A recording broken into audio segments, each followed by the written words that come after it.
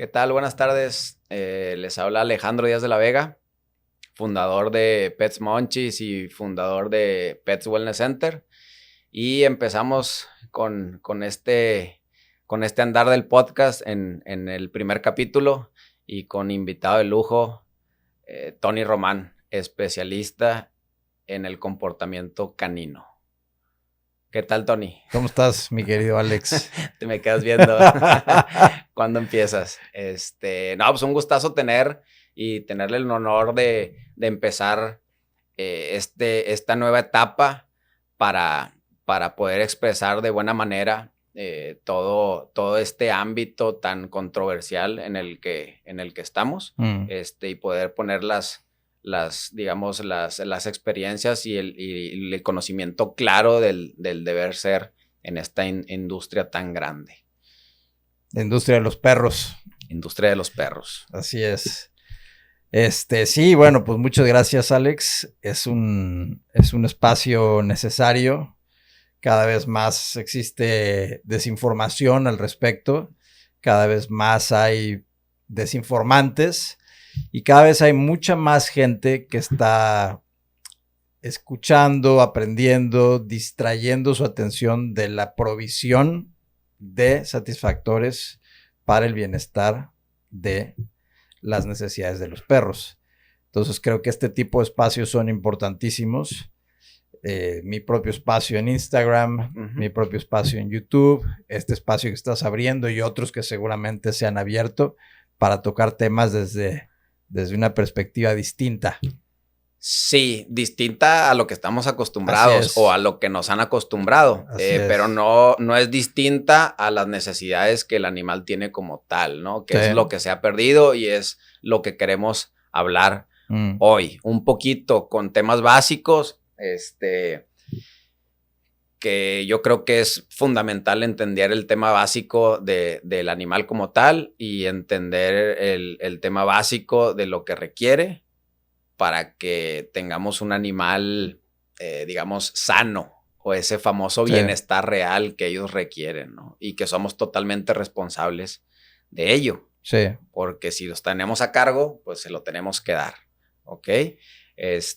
Me gustaría empezar con un tema que traigo aquí mis apuntes, y creo que de estos pequeños temas, pues se puede desglosar muchas cosas, ¿no? Sí. Puse como aquí, como hemos platicado anteriormente, fuera de cámara, la famosa familia multiespecie. Sí. ¿Qué entendemos como familia multiespecie? Pues que es un término, digamos, nuevo relativamente como tal. ¿Qué entendemos? Que somos humanos y ellos son caninos. Sí, okay. o que puede haber gatos o hurones o cerdos o vacas integrados a ese núcleo familiar, ¿no? Que hoy en día es tan diverso y que hoy en día la gente puede estar malinterpretando, distorsionando la implicación de que un animal sea parte de mi familia. El hecho de que sea parte de mi familia no quiere decir que deba ser tratado de una forma distinta o ajena a lo que en realidad es. ¿Y qué es lo que en realidad es? Hablando del perro, pues primeramente es un animal. Entonces, si yo comienzo a tratarlo como si fuera una persona, como si fuera un humano, sencillamente porque lo amo al mismo nivel en el que he amado a otro humano o en el que algunos humanos se aman entre sí, esto no quiere decir que el amor que yo le tengo sea suficiente para distorsionar la manera en la que yo veo a este animal. Claro. Es decir, este animal debe ser considerado, hablando del perro, primeramente un animal. En segundo plano, debería ser considerado como un perro. Y aquí es donde podríamos adentrarnos con mucha más amplitud a un asunto al que hoy en día los perros no tienen acceso, que es a la defensa de sus derechos. Y el primer derecho al que deberían de tener acceso los animales es al derecho de ser tratado de acuerdo a lo que son. Los perros esencialmente son animales, son caninos, domesticados por nosotros y se domesticaron y se fueron adaptando a una serie de funcionalidades, a una serie se reconocen como funciones zootécnicas a una serie de necesidades que el humano tenía, y estas necesidades dieron pie a la selección de crianza. Y en función de esto, se les fueron asignando o disminuyendo impulsos, intereses y motivaciones innatas. Entonces, el desconocimiento de esto ha sido en detrimento siempre, y sobre todo en los últimos años, de la satisfacción de las necesidades de la especie.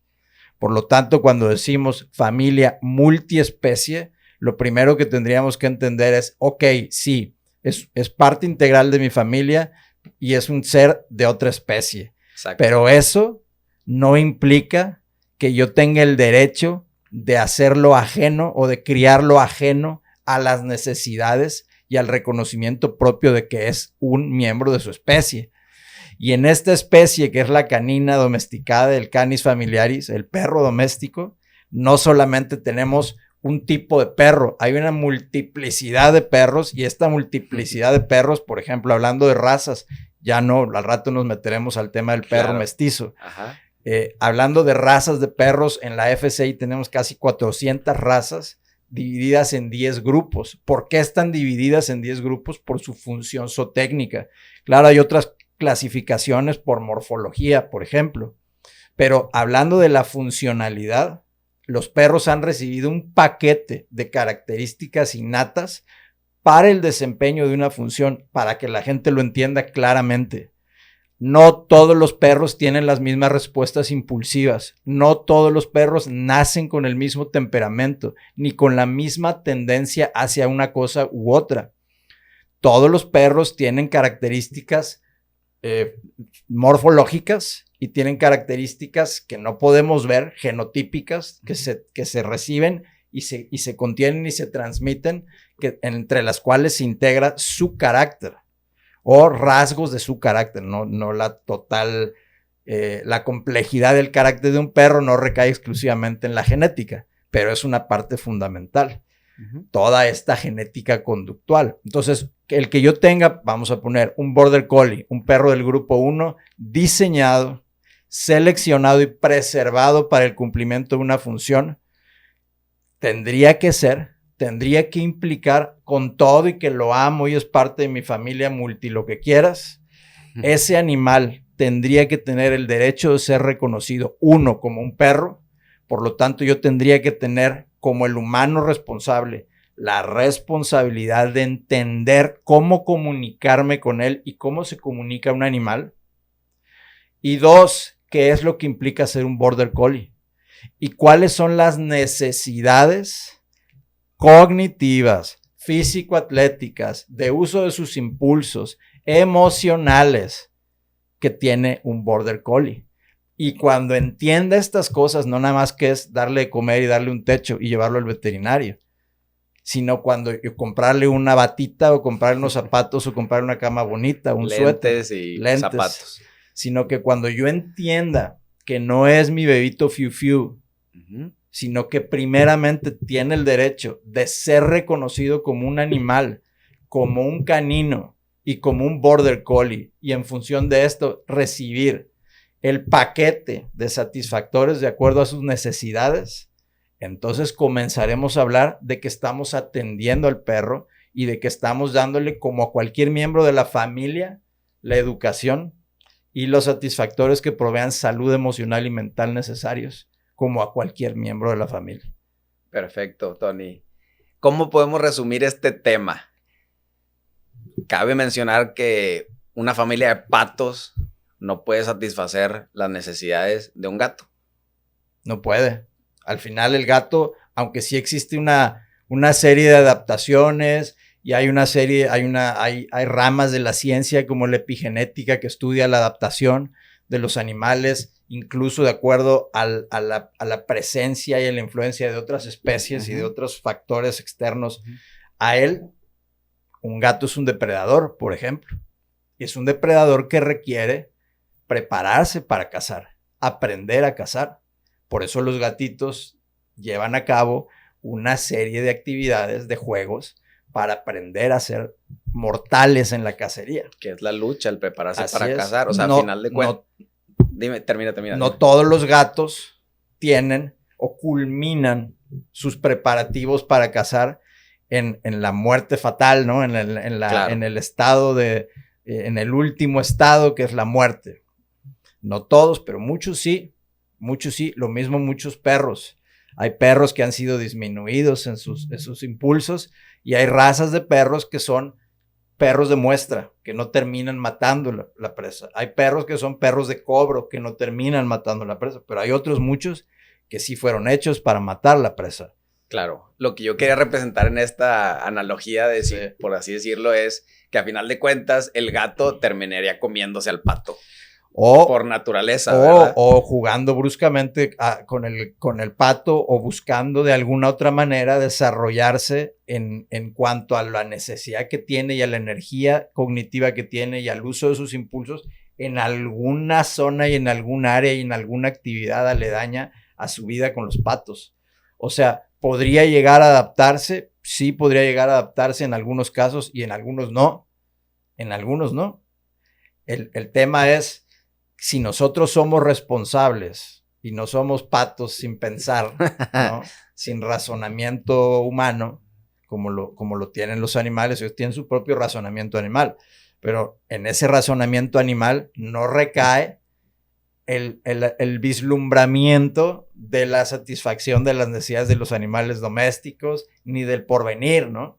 Claro. O sea, nosotros sí que tendríamos la necesidad, la responsabilidad de atender las necesidades de estos animales. O sea, no es posible que pensemos que sacando vamos a pensar, yo tengo mi familia multiespecie que se comprende de un pez beta, de una potranquita, de una yeguita y de un gatito, ¿no? Entonces yo no voy a tomar al pez beta y lo voy a poner en un suétercito mojadito y me lo voy a meter aquí porque es mi bebé Fiu y me voy a ir con mi caballito al campo a caminar. No lo voy a montar porque pobre caballo, no le voy a romper la espalda, según yo en mi forma de ver las cosas, como si me estuviera montando en otro humano.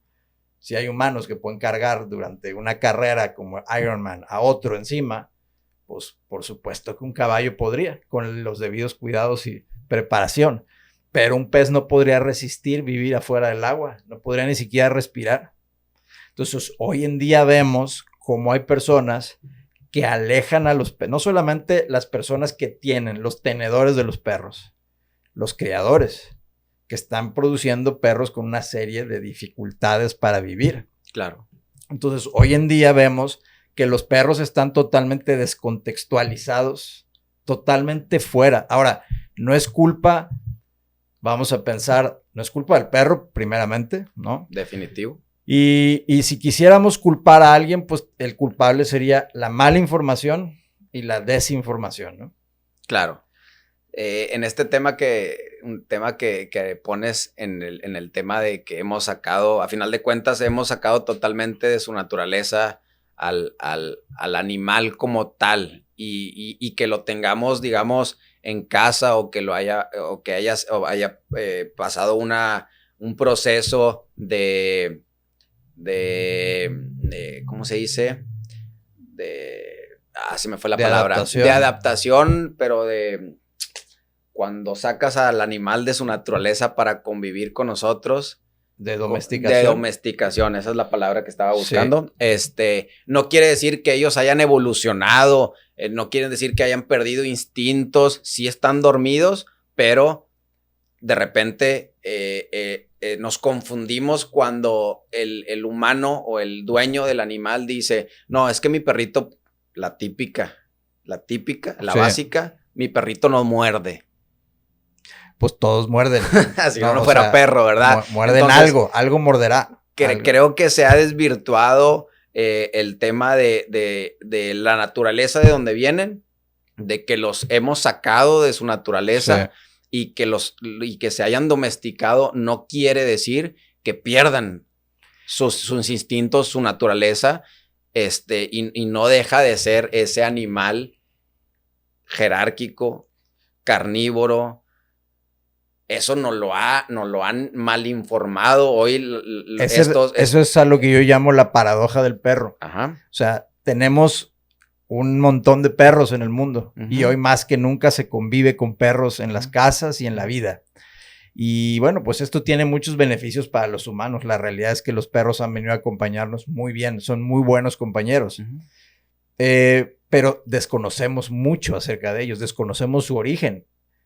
La evolución del perro es una cosa, la adaptación del perro es otra cosa y la selección de crianza del perro es otra cosa.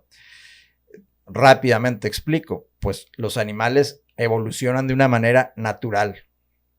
Los animales se van, ya habiendo llegado a ser y a conformar la especie que son, se van adaptando. El perro se adaptó. Se cree, algunos piensan que hace 15,000 años, otros piensan que hace 30,000 años comenzó esa adaptación a la vida con el ser humano, por necesidad.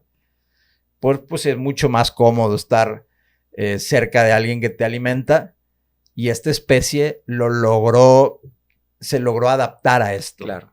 Muchísimas otras especies no consideran y bien lo hacen. Claro que se adaptan. O sea, hasta un en pájaro el llega a que en lo el- alimentes, ¿verdad? A la ventana. En el momento en que muchas especies se adaptaran a nosotros, es el acabose de esas especies, Exactamente. porque somos unos pendejos. Ajá. O sea, en realidad lo que hemos hecho es afectar de una manera irreversible a muchísimas especies, entre ellas al perro.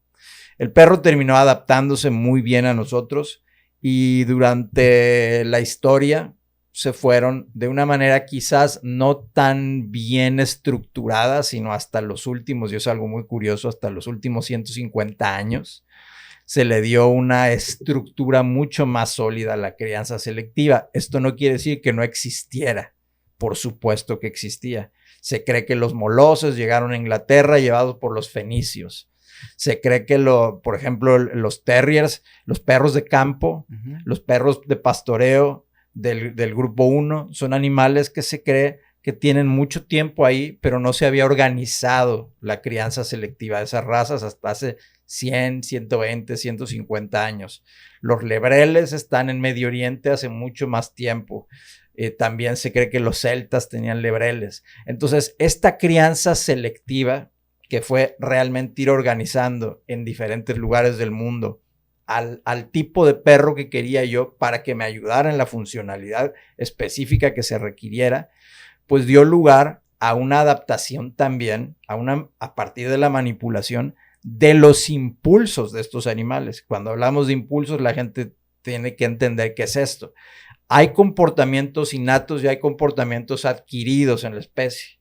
Los comportamientos innatos son comportamientos instintivos. Existe el instinto de reproducción, el instinto de supervivencia, el instinto social jerárquico, el instinto gregario, el instinto de caza. Y de estos, el instinto de defensa, y de estos instintos se desprenden impulsos, acciones específicas. Y esos impulsos, por ejemplo, en algunas razas han sido manipuladas para el cumplimiento de una función. Ujú. Por ejemplo, en el instinto de caza se ha manipulado de una forma extraordinaria. Tú puedes tener en el grupo 1 perros de pastoreo hablando de impulso de caza, se divide en 4. Perdón que estoy haciendo aquí todo Está mi bien. esquema, rollo que traigo en mi cabeza siempre, pero la gente tiene que aprender esto. El perro es un depredador domesticado, independientemente de qué tanto impulso haya heredado, menor o mayor. En algunos casos mayor, pues es un mayor compromiso. Interrumpo tantito ahí. El perro como tal. ¿Estamos de acuerdo? Sí. O sea, todo el Sí. perro como tal que esté en casa trae ese impulso. Todos O tienen sea, acecho, persecución, captura y combate. Todos. O sea, hasta ese bonito chiquitito York Terrier, pelo largo que Terrier, le hacen claro. le hacen el nudito aquí Así en la es. frente y el chonguito Tomando el ejemplo, terrier significa terra y está hecho, como dicen los gringos o los ingleses, para cazar todo lo que está underneath the ground, por debajo de la tierra. Entonces es un animal de intervención, es un animal que extrae la presa y es un animal que da muerte a la presa. Es pequeño porque está diseñado, en ese caso, para presas minúsculas. para acabar, meterse Claro. a hoyos pequeños. Que si a lo largo de los últimos años la crianza selectiva se ha hecho una cochinero, es la realidad, Claro. porque muchos lo hacen de manera totalmente amateur y totalmente sin ningún aparentemente interés económico, pero ese interés o ese no interés económico ha dado lugar a un poco cuidado, un gran descuido sobre el verdadero interés de la preservación de las características de esa especie. Y si nos vamos con los más puristas y los más chingones, que son aparentemente los criadores, con todo respeto, tengo muchos amigos criadores y otros me van a odiar por lo que voy a decir, pero desde hace muchos años los criterios para criar o para el juzgamiento de cuál es bueno y cuál es malo para criar están enfocados en una volátil y cambiante visión del perro que los jueces van teniendo cada década y que nada tiene que ver con la funcionalidad. Por lo tanto, se dejan en la mayoría de los casos, no en todas las razas, de lado, se deja totalmente de lado la parte del desarrollo de habilidades o de la herencia. Hablábamos ahorita hace un momento, hay habilidades adquiridas, características conductuales adquiridas y otras heredadas. Hablando de impulsos, tu perro puede verse inhibido en el desarrollo de algunas de esas características, pero eso no quiere decir que la energía que tiene destinada para el uso de esas características no esté ahí presente. Ahí está esa energía. Y si esa energía no tiene una utilización, se va a volver generalmente ansiedad o un problema asociado a la ansiedad. Claro, yo hacía el tema ahí, ¿no? para digamos, pasar a otros temas que son de mucho interés y que quisiera aclarar puntualmente. Sí. Hacía el comentario del Yorkie, sí. Que es Yorkshire Terrier. Sí. Este Yorkie me ha tocado, he visto últimamente, o han llegado al hospital, o he atendido en alimentación, y cada vez veo más problemas con esta raza en específica, que si bien se ha manipulado en la crianza selectiva, como bien dices, a tratar de, o que se han ido perdiendo estos impulsos, pero son unos perritos que la industria los ha, digamos, hecho bonitos y les ha hecho chonguitos y ahora se les pinta el pelo y los tienen, o como es chiquito y que los traen cargados en su morral, en su mochila. Pero he visto problemas muy seguidos con esta raza en específico, que es con lo que comentas, conductuales, claro, que es siendo que la raza, como no lo saben, pues es una raza voraz, o sea, como bien dijiste, que está hecha su genética para ir a cazar y matar a la rata. Así es. Entonces, te voy a platicar una historia de hace años, Yo hace muchos años hacía boarding training y hacía home training. Yo tengo años que ya no lo hago. Ahora trabajo en mis clubes en Ciudad de México, Guadalajara, Monterrey y doy todas las cursos, etcétera, que hago. Pero ya no hago este tipo de entrenamientos. Y hace años en la Ciudad de México lo hacía. Entonces tenía yo una clienta, era una puertorriqueña que vivía en México, porque era una funcionaria de una transnacional y vivía en su familia multiespecie con 5 Yorkies en una mansión con 5 Yorkies, y los 5 Yorkies tenían, pues ella me buscó porque tenían problemas conductuales. Eran muy reactivos. Que reactividad pues son respuestas exageradas ante situaciones que el perro no sabe manejar. Un estímulo. Y los perros no nacen reactivos, terminan desarrollando estas conductas por un mal manejo, una mala crianza. Son respuestas emocionales que los perros padecen. Entonces fui a atender eso y me encontré con 5 perritos que entre los problemas conductuales tenían los cinco problemas en diferentes grados de úlcera en el estómago. Tenían úlceras. El que menos tenía una gastritis de aquellas que no se tardaban 5 minutos en darle la comida y ya estaba vomitando el perro con una gastritis enorme, y los otros tenían úlceras y vivían medicados. Y entonces ella vivía en un pánico terrible, con una aprensión enorme, porque ella decía, yo viajo mucho y yo no puedo dejar los perros con nadie. Cada vez que los dejo entran en una crisis de ansiedad por separación Yo veía cuando me contaba, yo decía, entran ambos, ¿no? Tú y ellos entran en una crisis de ansiedad por separación enorme y los perros terminan vomitando sangre, defecando sangre. Bueno, entonces la madre de ella viajaba de Puerto Rico a México. Cada vez que ella viajaba, exclusivamente a cuidar los perros. Esa era su logística para el cuidado de los perros. Cuando yo la conocí a la mamá, me decía, Tony, tengo 3 años viniendo aquí y solo conozco el aeropuerto y la casa de ella. A eso vengo, soy la nana de los perros, no puedo dejarlos solos. Después de trabajar con los perros 3 meses, ella tenía que viajar y le hice una propuesta. Le dije, déjamelos. No, Tony, no puedo hacer eso. Se van a morir, van a empezar a vomitar sangre, va. Y los perros y yo ya teníamos un vínculo, ya teníamos una relación. Y yo me sentí con toda la confianza de decirle, déjamelos, yo me voy a encargar de ellos. Entonces, como la mamá que persina 3 veces al niño y le da 4 besos y le dice y la recomendación 100 veces al que lo cuida, se fue ella. Llegando a la India, me llamó. Ya, ¿cuántos vómitos y cuánta sangre? 0. Se fue 10 días. No hubo una sola deposición de sangre de los perros. Y después ella me preguntó, ¿cómo le hiciste? ¿Qué hiciste? Es lo que te iba a preguntar, ¿cuál es la magia? Y le dije, la magia está en enseñarlos a ser fuertes, a ser perros, a ser lo que son animales, que aunque tú los ves pequeños, son animales. Y a saber llevar bien, con mucha dignidad, el ser un perro, el ser un animal. Y bueno, pues básicamente era no colmarlos con el beneficio del afecto que termina siendo el maleficio del afecto, cuando el afecto se da a manos llenas y crea toda esta serie de respuestas emocionales en el perro que el perro no puede manejar. Y ahora, si a esto le sumamos que son Yorkies, que son animales que han sido manipulados para tener esta función de cacería y no la tienen, y tienen esa energía ahí contenida, ¿qué van a hacer con esa energía? Va a explotar. Va a explotar, se va a volver ansiedad, y esa ansiedad maltratada se va a volver estrés, y el estrés aquí y en China es el padre de todas las enfermedades.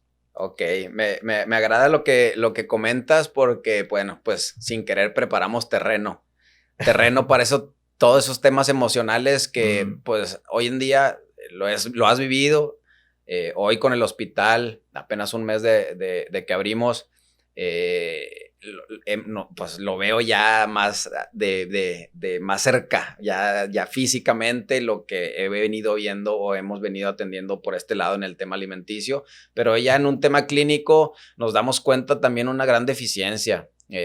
No estamos atendiendo el tema emocional del animal, sí, que la mayoría de las veces es transmitida del humano al animal, sí, que genera esta explosión, úlceras, que sí. no sé cuánto tiempo hayan tenido medicados. Problemas de piel, úlceras, otitis de ojos, un montón de problemas, hasta cánceres. Ok, entonces... Digo, te lo dirá el doctor. Sí, claro, evidentemente no soy doctor, no eres doctor, pero bueno, lo que nos ha formado a nosotros desde otra perspectiva nos ha dado a la resolución de muchos problemas que van de la mano con un tema clínico, ¿verdad? Entonces, sin meternos sí, y sin echar tierra al género, pues hoy en día todo esto a lo que nos dedicamos y las experiencias vividas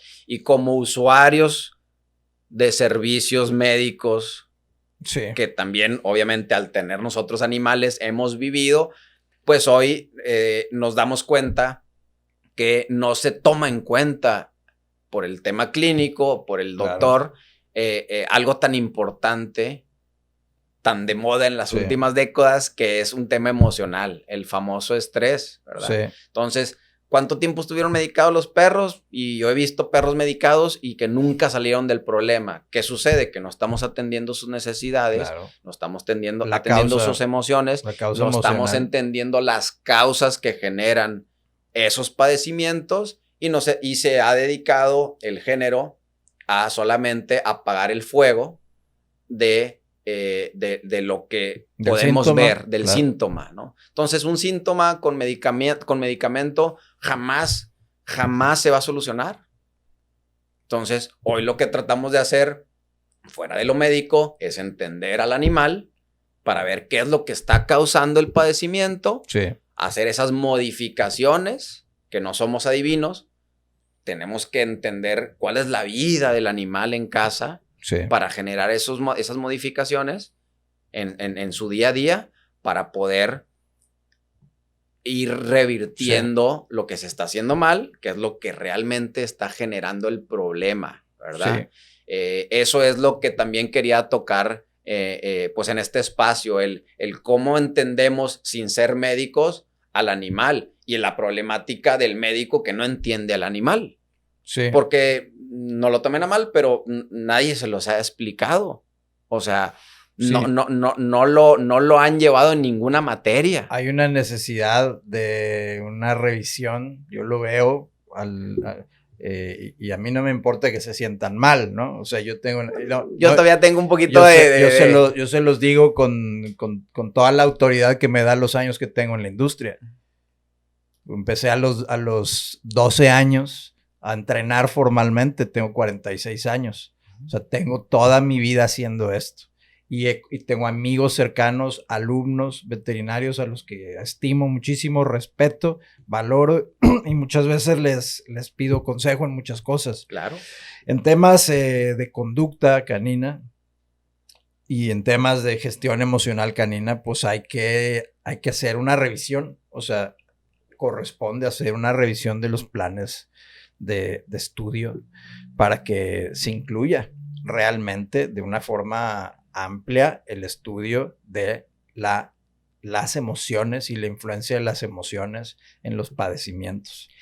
Ok, sí, porque es un todo. Hay que tomar en cuenta la emoción que trae el humano y que está comprobado por doctores, que me da risa que luego me preguntan, como te venía platicando ahorita que veníamos para acá, cómo me da risa que un médico sea el crítico a lo que nosotros estamos buscando, que es el bienestar. Entonces, hoy que un médico que no tiene nada de malo, o sea, yo estoy abierto y sabemos cuando no podemos atender ciertas cosas, pues buscamos a la gente especialista que realmente da y hay unos buenazos y hay unos muy conscientes y yo digo, seguramente vas a tener por acá Pablo, que es un consciente enorme de la parte emocional de los perros. La parte emocional de los perros, Alex, amigos, no se consideraba ni siquiera por los especialistas en conducta canina hace más de 10 años. O sea, ¿ves? No hay información. Hasta hace 7 años comenzaron en algunos países a hacerse consideraciones para trabajar en la cotidianidad con los perros, basándonos en el desarrollo de una vida emocionalmente sana y de una mente sana. Ahora, no todos los problemas de los perros pasan por un filtro emocional, no siempre. Muchas veces sí, pero no siempre. Si me dejas meterme un poco al tema de las emociones caninas para que sí, claro. Yo quería hacer un poco de clic, la emoción con los padecimientos que hoy vemos en las enfermedades de los perros en específico, que es lo más evidente o que lo que la gente lo tiene más a flor de piel. Entonces, hoy se lee de libros que son escritos por médicos que se dedican al bienestar real del alimento, del perro. Y a lo que quería decir es que ellos explican y comprueban y tienen 40 años con este tema, con esta investigación del bienestar.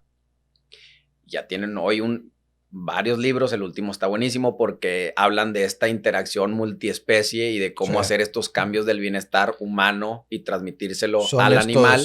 ¿Cómo se llama el libro? Es el The Forever Dog. Forever Dog. Entonces la doctora Karen explica cómo el humano, después de un día intenso con muchas emociones y con mucho estrés y con muchas mortificaciones, cómo llega a su casa después de esa jornada laboral estresante y cómo le contagia de primera mano todas esas feromonas que el perro huele, que fueron expulsadas de nuestro cuerpo por el tema del estrés y que el perro las absorbe totalmente. Y ella explica que deberíamos de bañarnos antes de ir a estar en contacto directo con nuestros animales. Entonces, eso que acabas de decir. Toda esa información que es nueva, que dices que tiene 7 años, pues toda esa información no existe aquí en México, no la ven, no te la explican en la universidad y solamente te lo da pues información de calidad que encontramos en otros países que hoy queremos compartir, ¿no? Yo siempre he dicho que la salud mental pues es una responsabilidad del adulto, ¿no? De ti como adulto. Ahora imagínate la salud mental del perro dependiendo de una persona que tiene necesidades no atendidas, mentales o emocionales.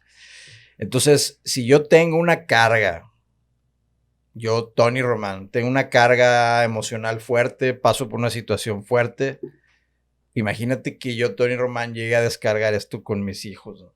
A mi casa. ¿Y qué pasa? Hoy los humanos se transmiten todas estas emociones al bebé. Así al es. Bebé que está intolerante, al bebé que trae diarrea, al bebé que vomita, es lo mismo. Se le pasa toda esa carga emocional al bebé, que es la misma carga emocional que le estamos pasando al animal. Entonces, ¿cuál es mi responsabilidad?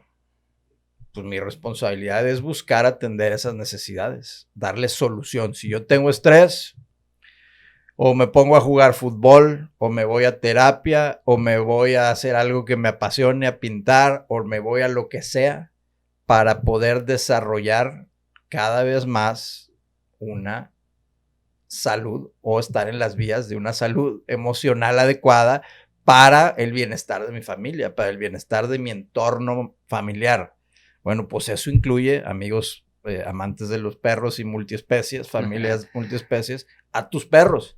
Se tiene la idea de que el perro, ahora mucho más no se entiende el tema de un perro de asistencia, un perro de soporte emocional, pero se tiene la idea de que él es, lo voy a decir como es, el bote de basura de mis necesidades emocionales. Entonces que yo puedo llegar y vomitar o cagarme ahí en él, con todo mi rollo emocional, por el simple hecho de que lo necesito. Necesito que el perro sea mi soporte emocional. Claro, si ustedes me preguntan qué tipo, todos los perros pueden ser soporte emocional, claro que no. Tiene que ser un perro que tenga la capacidad, innata, las habilidades adquiridas, el adiestramiento adquirido para poder sobrellevar todas mis alteraciones emocionales a cambio de un condicionamiento mínimo. Entonces, el tema es, sí, yo llego a mi casa con una serie de situaciones y necesidades que van a afectar al perro, como bien dices, y esto que dice la doctora no me suena en ninguna forma disparatado. El realmente darme un baño y liberarme de todo lo que he estado generando con mi estrés y que puede tener un impacto inmediato en el perro, pero también va a tener un impacto a nivel emocional, conductual, no solamente por el contacto físico, sino por el contacto con una persona que emocionalmente tiene necesidades no atendidas y que el perro va a verse afectado de una o de otra manera. Entonces, es una responsabilidad entender primeramente entender que el perro es nuestra responsabilidad. Total. Y que su necesidad emocional y que su necesidad mental depende exclusivamente de nosotros. Hay gente que no debería tener un perro. Muchos no deberían tener un perro. Yo les he dicho a muchas personas en seminarios que han pagado para irme a ver, yo les he dicho, eventualmente lo que tendríamos que buscar es una mejor familia para el perro y a ti seguramente un animal de peluche o un pez al que no pudieras acariciar. Porque toda esta carga emocional que estás vertiendo sobre este perro, no hay mago en el mundo de la conducta canina que pueda ayudarlo si no dejas de hacer eso. Claro, y luego yo creo que, yo trato de explicarlo más sencillo. Sí. Y con varios ejemplos. O sea, no es lo mismo. Evidentemente, bueno, hay que tomar en cuenta que todo lo que hemos venido haciendo mal con ellos es lo que ha causado toda esta problemática conductual, clínica, enfermiza del animal, porque los que estamos equivocados, hay que decirlo como tal, somos nosotros. Los que hemos venido haciendo mal las cosas somos nosotros, Sí. con influencia de todas estas grandes marcas que solamente tienen un interés económico de por medio, ¿ok?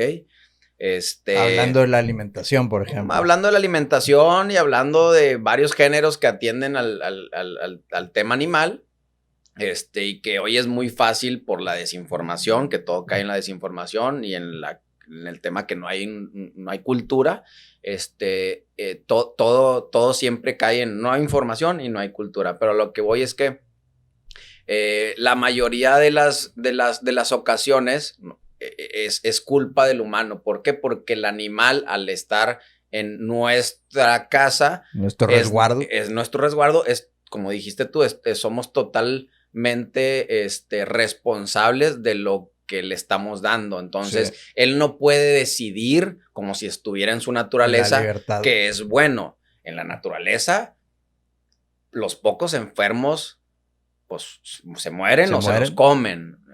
Entonces,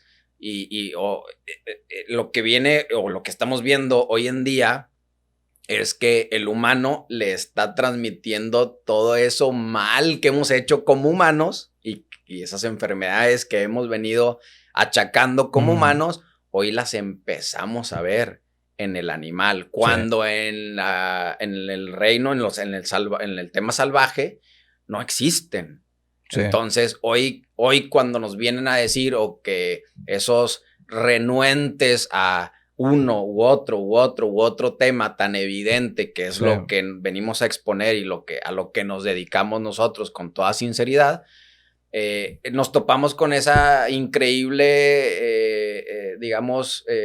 parte de gente que está tan influenciada por esta industria voraz y que ya se la creyó y que se atreve a decirnos que le comprobemos los hechos cuando está tan claro, y yo lo trato de explicar tan sencillo, en que cuando se ha visto un perro o un lobo o un dingo o un zorro o un león en su hábitat salvaje con todas estas enfermedades, con colitis, con hipertensiones, claro, con diabetes, con cánceres, con problemas de cristales en la orina, con problemas de hígados, con grasa visceral, con... ¿Dónde? O sea, así como nos dicen a nosotros que exponme un caso de lo que estás tú informando en tus redes sociales. Bueno, pues yo creo que es más fácil regresársela, que nos expongan un caso de enfermedades de este tipo en animales salvajes. No, pues no hay, porque la somatización del estrés es totalmente distinta. O sea, el estrés en la vida salvaje es un condicionador de la eficiencia. Es decir, un animal con estrés suele ser un animal que desarrolla más velocidad. Hablando de un depredador o de una presa. Exacto. Un animal ante una situación de estrés desarrolla más capacidades para sobrevivir. Entonces, el estrés es distinto. Tanto las dosis de estrés como la forma como se maneja el estrés en la naturaleza. O sea, ahí sí se gestiona el estrés. ¿Por qué? Porque están satisfaciendo sus necesidades naturales, lo que no hacen en resguardo. Así es. Y si no se las satisfacemos, tanto emocionales, físicas, atléticas, exacto, alimenticias, de uso de sus impulsos cognitivas, van a estar truncadas, afectadas. Exactamente. Eso es lo que quería aclarar, sí, digamos, en palabras más sencillas. Sí. O sea, volvemos a lo mismo. Les hemos quitado toda su naturaleza. Sí. Si no se las damos, el perro va a estar enfermo. El perro va a estar problemático. El perro va a estar reactivo. El perro va a atacar. Así es. Hoy en día, hablando en términos de educación, ha habido una respuesta de un sector de la sociedad extrema en términos de educación canina ante un otro extremo que fue un problema que se dio durante muchos años de abuso y de maltrato. Entonces tú tienes... Buen tema ese. Sí. Tú tienes por un lado años de descuido, abuso y maltrato a los animales y por otro lado una contraparte, una contracultura, un contrapeso que resurge hace no mucho y que se asocia a el buenismo extremo. Exacto. Donde todo tiene que ser positivo y bueno. Y esto no existe en ningún lugar de la naturaleza. Incluso, por ejemplo, hablando de conceptos de condicionamiento, de aprendizaje, el condicionamiento operante. El condicionamiento operante tiene 4 cuadrantes. Y uno de esos cuadrantes es el refuerzo. 2 de esos cuadrantes son refuerzos. Y 2 de esos cuadrantes son castigos. Así se menciona. El castigo positivo, el castigo negativo. Y cuando tú lees hoy en día, ya la literatura actual, ellos han excluido del condicionamiento instrumental, de condicionamiento operante, que pues es, digamos, toda una teoría de aprendizaje, no solamente para animales, sino para humanos. Han excluido de la literatura el castigo positivo y han dejado solamente el castigo negativo, que es realmente pues el no influir con ningún tipo de reforzador al perro y el perro solo dejar de llevar a cabo una conducta basado en que no está obteniendo ninguna respuesta. Ese es uno de los cuadrantes del aprendizaje para un perro. Pero el otro, que es el castigo negativo, el buenista extremo, esta corriente que todo lo quiere ver bien y que si tú le dices que el perro requiere que le digas que no haga esto, que establezcas un marco de normas que para él son naturales, pues es un animal social jerárquico. Esto quiere decir que obedece una serie de limitaciones y una serie de principios y de reglas en una estructura familiar social básica, mínima, pues no se considera hoy, porque hoy se considera que es malo decirle al perro que no haga algo. Entonces, sí, el no. El no, la palabra no ya es muy mala. Y esto es una respuesta, es la contraparte extrema a la otra, que es una situación de maltrato y de abuso, y que está dando pie y ha dado pie a un montón de situaciones cotidianas de maltrato y de abuso en otra línea, ¿no? En una línea bonita. Claro. Entonces, en esa línea bonita, a los animales hoy en día se les deja hacer todo y no se está entendiendo lo que esto está provocando, las respuestas que está provocando en los perros. No se entiende, no lo entienden. Yo leo y observo en redes sociales supuestos profesionales de la conducta canina, supuestos porque no lo son.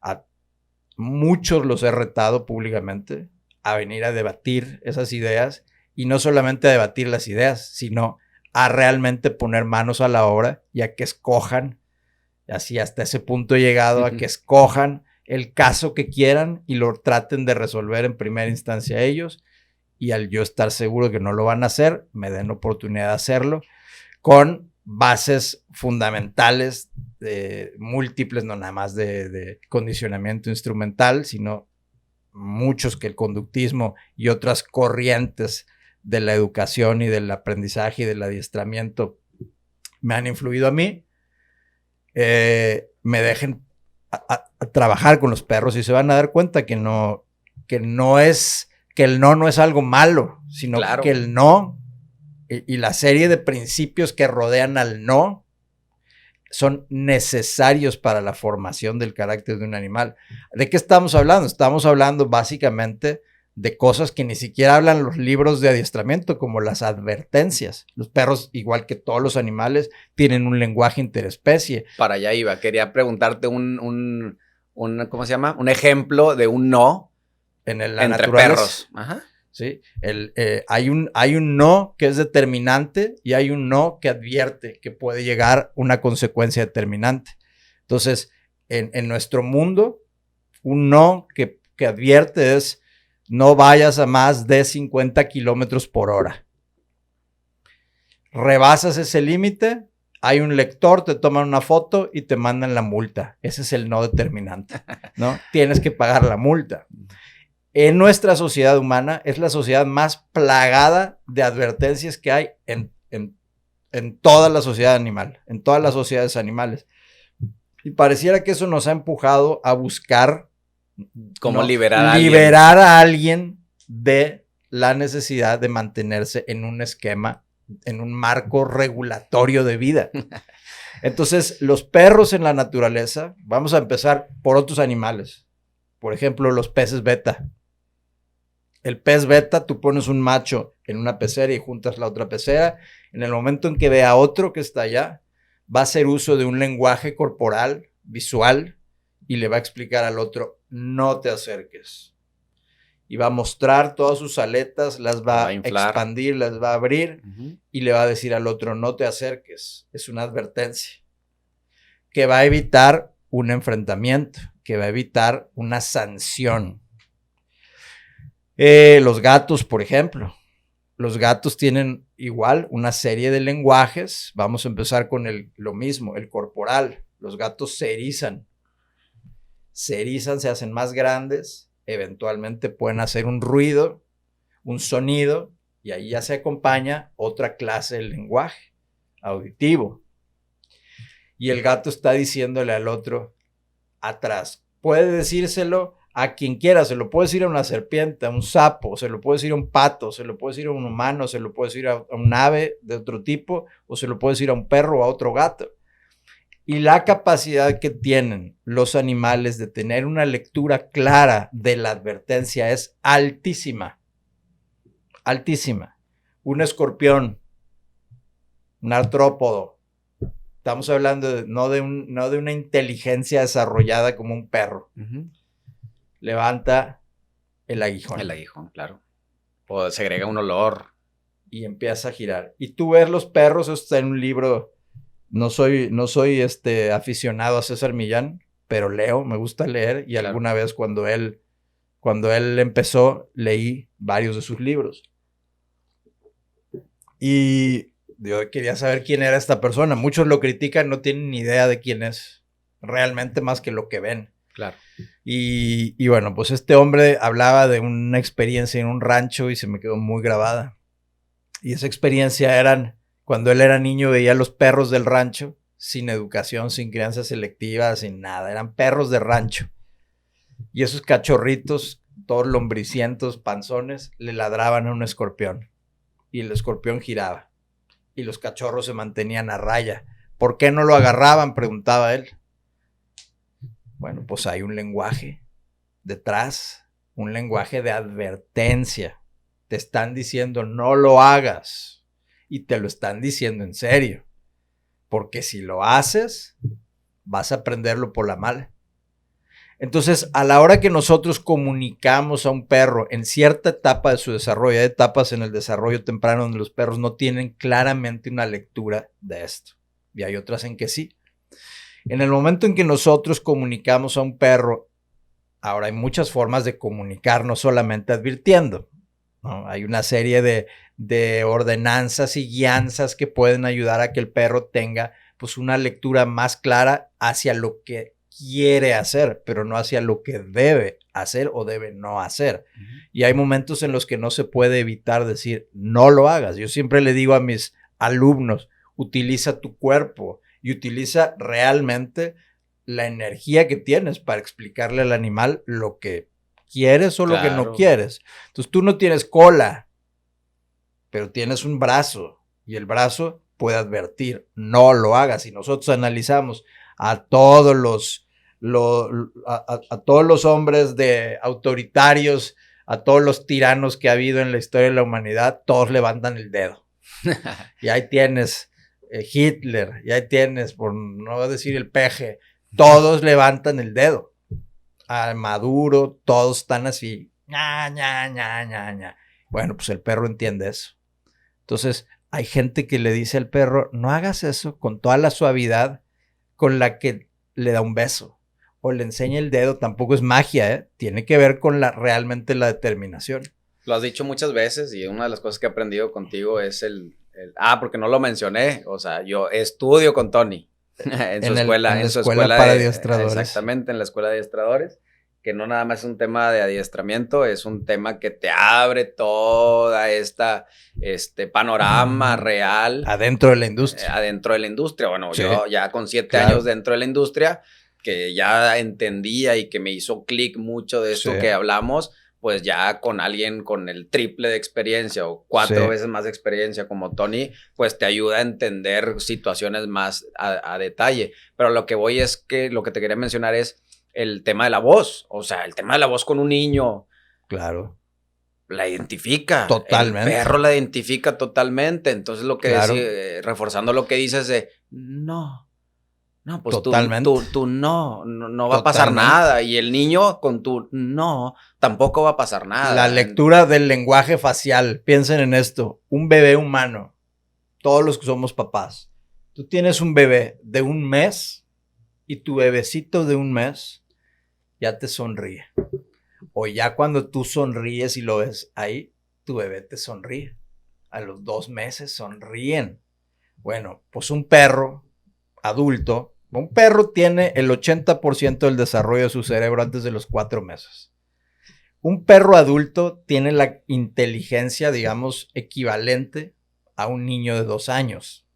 O sea, puede llegar a resolver situaciones con la inteligencia y el análisis que podría llegar a tener sin el razonamiento humano, pero con la inteligencia similar al que tendría un niño de 2 años. Un niño de 2 años ya se la sabe completita.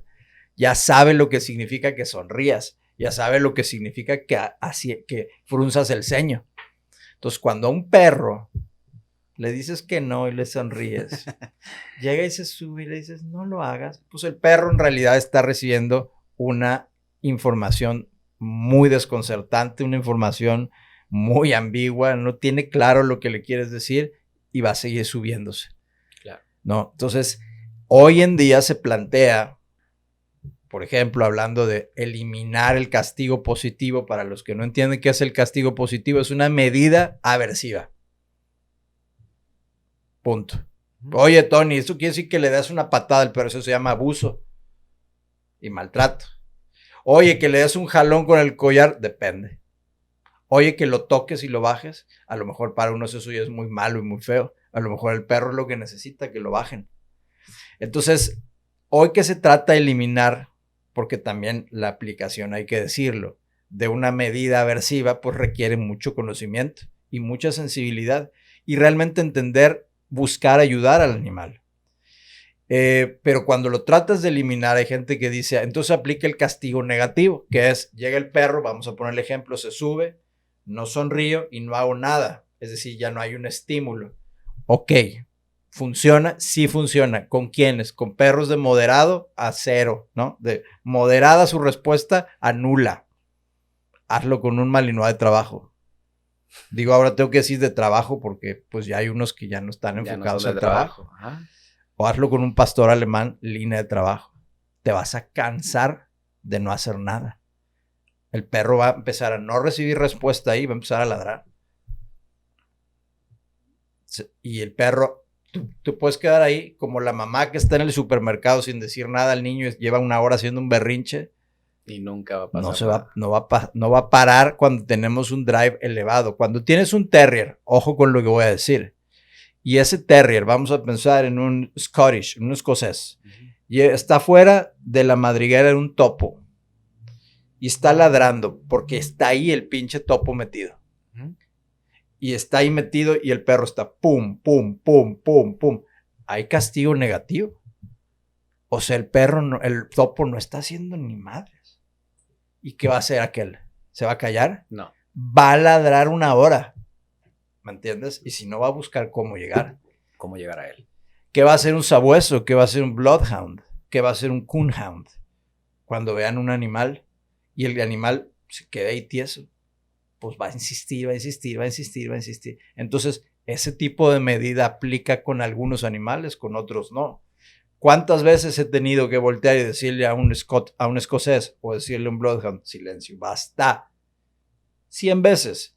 Si tú que me conoces vas al club conmigo y muchísima gente que me ve y me conoce, estoy seguro que me han visto corregir a un perro así, con el dedo, tocándolo, una vez, cada quien sabe cuándo. Claro. Porque funciona la voz, La y voz. funciona la actitud, y funciona la comunicación. Cuando hay un código de comunicación bien construido y cuando hay una vinculación adecuada con el perro, la respuesta del perro va a ser clara porque no es idiota, es sumamente inteligente. Sí, y tratando de explicar otra vez todo el tema que dices, que obviamente es muy interesante, pero probablemente se tenga que, digamos, ser un poco más coloquial en lo que dices. Voy a poner un ejemplo, Sí. siempre trato de poner ejemplos para que la gente Traducirlo un poco le más. caiga un poco más rápido el clic, que es lo que yo trato de hacer, es te doy información muy por encima, tratando de captar tu atención. Si te interesa, nos vamos a fondo, ¿verdad? Con todo gusto, pues nos encanta. Pero me acuerdo mucho, antes de conocerte, curiosamente, yo me entré a estudiar contigo. Aparte de que toda la información que me gusta y que era crecer en todo el ámbito, era para crecer más en el servicio del adiestramiento. Sí.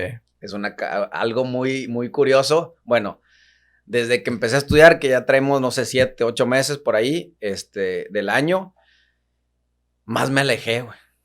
Sí, sí me di cuenta. Más me alejé del tema del adiestramiento, güey. Sí.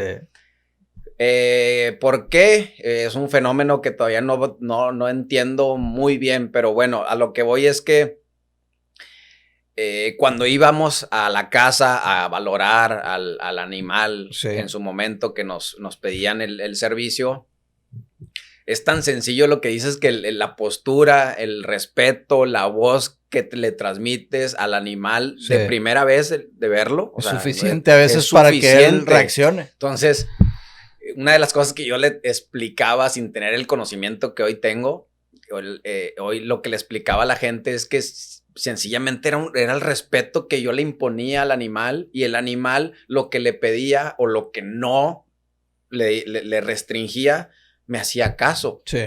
Entonces, muchas veces el cliente humano nos preguntaba, pero es que ¿por qué contigo sí y conmigo no?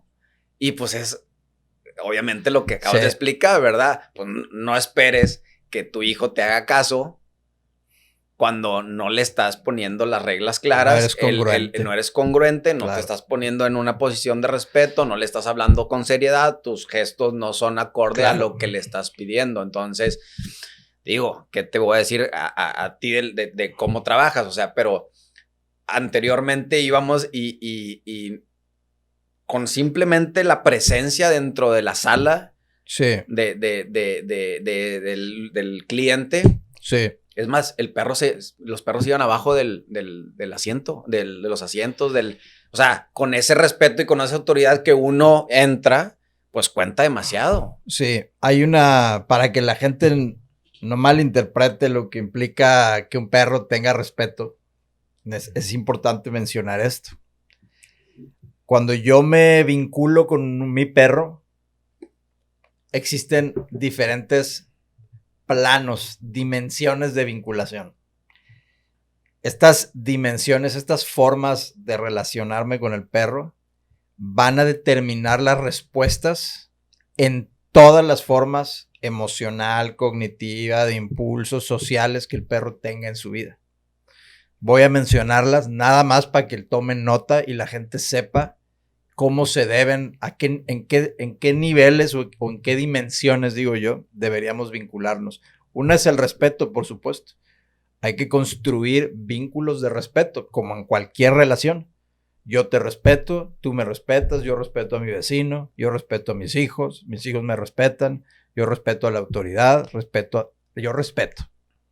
Entonces el perro tiene que tener un respeto muy, muy especial, muy específico hacia mí. Para él es natural respetar porque tiene un instinto, ya hemos hablado de los instintos, gregario, y tiene un instinto social jerárquico. Entonces le va a ser muy natural si yo comienzo a construir un vínculo de respeto. A veces, como en el caso de un educador, adiestrador, formador, pues es de inmediato, hay que llegar a construir eso inmediatamente por la clase de respuestas alteradas que tiene el perro, para poderlo ayudar a entrar en cabeza. vínculo de afecto. ¿Cuántas personas se han pasado de afecto? Todas. O sea, y no es que sea malo amar o querer, sino que si tú dale a un hijo solamente cariño, demostraciones exclusivamente de cariño, hasta en sus errores, ok, debe haber un balance. Debes aprender a vincularte y debes aprender a dar tu cariño. No, a veces le tienes que decir a tu hijo, no vas a ir, me duele muchísimo, pero no puedes ir y a lo mejor no me entiendes hoy, pero lo hago porque te amo. ¿Cuántas veces no nos lo dijeron los papás, no? No puedo darte esto, no puedo hacer esto porque te amo. Entonces, el que es responsable, el que es maduro, el que tiene cabeza más que el que no la tiene, en este caso el perro, tiene que aprender a dar y entender la influencia de este tipo de vinculación, afecto. Ya dijimos respeto y afecto. La mayoría de la gente no construye vínculos de respeto. Entonces los perros se pasan a la persona por el arco del triunfo. Y cuando la gente dice, ¿por qué mi perro le ladra? Tata? Muchas veces lo hace porque no te respeta. Y cuando me lo pasas, ¡pum!, mágicamente, sin que yo haga nada, en ese momento, por respeto a mí, el perro deja de hacerlo. Después, autoridad. Un vínculo de autoridad. Esto tiene que existir. Igual que el afecto, igual que el respeto. Y ahí entra un poquito la responsabilidad que tenemos nosotros como papás. Total. ¿Estás de acuerdo? Total. O sea, lo hago con el comentario de esa corriente que hoy hemos visto y que nos están mal influenciando. Esa autoridad, o sea, porque está mal vista. Que ellos promulgan no tienes que hacer así, no tienes que hacer así, y suelta al perro y que haga lo que quiera. ¿Cuándo se ha visto esto, Tony? Es como yo hago mis bromas, luego... ¿Por qué no hacer Tú me has visto en redes sociales, abuso a veces de la confianza que me tienen mis seguidores. El otro día salí en calzones, ¿no? Porque un educador dice que es normal que mi perro, cuando se le acerca a otro, le tire de mordidas. Es normal. No, pues sí, claro que es igual de normal que yo ando en calzones. Lo que no es normal, o lo que no es igual normal a deseable, y lo que no es normal es sacar de contexto esas respuestas. O sea, una cosa es que yo ande en calzones en mi vestidor y en mi habitación, y otra cosa es que te invite a mi casa y ande en calzones, u otra cosa es que yo salga a la vida en calzones. ¿Por qué? Pues porque no es socialmente adecuado. Totalmente. Y ya no te digo sin calzones, ¿no? Es normal, pues así me trajo Dios al mundo. Es normal que el perro tire mordidas a otro. Sí, es normal. También sería normal que te mordiera o me mordiera si se siente amenazado. Lo que no es normal es que no hayas explicado, que no haya entendido el perro que no representa esta situación una amenaza y que tenga que hacer uso de la fuerza física y de una serie de amenazas físicas para que tú entiendas que te alejes. Lo que pasa es que a mí lo que me habla de ti es de tu incapacidad como educador, o de tu incapacidad como guía de tu perro, o como tutor de tu perro, o como el humano de ese perro, para saberle explicar la vida en la que está hoy, que no es el monte, ¿eh?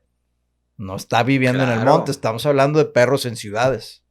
Eso es lo que no han entendido, o esta industria no ha entendido. No es normal, dicen, es normal que el perro haga lo que quiera. Pues sí, ahora explícale al perro que haga lo que tú quieres. ¿Por qué? Porque a veces dicen, ¿por qué vamos a obligarlos? Pues es como si tú dijeras, ¿por qué me obligaron a aprender a leer? Por tu bien, hijo. Para que te puedas adaptar a la vida, punto. ¿Por qué mi perro tiene que aprender a escuchar una instrucción como ven y ponte junto a mí? Pues porque el día que lo quieras llevar a un aeropuerto, lo quieras subir a un elevador, o quieras caminar en un tumulto de gente y él venga con la cuerda a 1,5 metros de ti, vas a tirar a alguien. Vas a causar un accidente para él o para ti, por ejemplo. Y podríamos hablar de un montón de situaciones que el perro, además de que su desarrollo cognitivo se ve truncado, porque el perro termina haciendo y deshaciendo lo que bien le va y lo que bien se le ocurre sin ningún tipo de guía. Y recordemos que es un animal domesticado. para convivir con nosotros, para que le expliquemos la vida. No es un animal que está siendo adaptado a su estado silvestre y que va a entender y asumir la vida desde una perspectiva de supervivencia totalmente ajena a la que tiene un perro doméstico, que se asocia totalmente, más bien, sus motivaciones e intenciones a su función zootécnica. Es un tema...